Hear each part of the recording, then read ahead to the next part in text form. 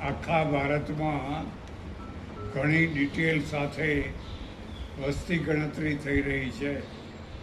આ વસ્તી ગણતરીના દ્વારા ભારતની બધી પ્રજાનું વાસ્તવિક સ્વરૂપ નિશ્ચિત થવાનું છે.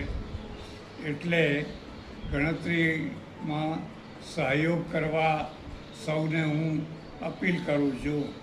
તમારું ઠામ ઠેકાણું, જન્મસ્થળ વગેરે વગેરે જે કંઈ પૂછે એ બધી સાચી માહિતી સરકાર સુધી પહોંચાડવાની અને એના દ્વારા સરકાર વાસ્તવિક નિર્ણય સુધી પહોંચી શકશે. માટે આ કામ આપણા સૌનું સહયોગથી જ થઈ શકે.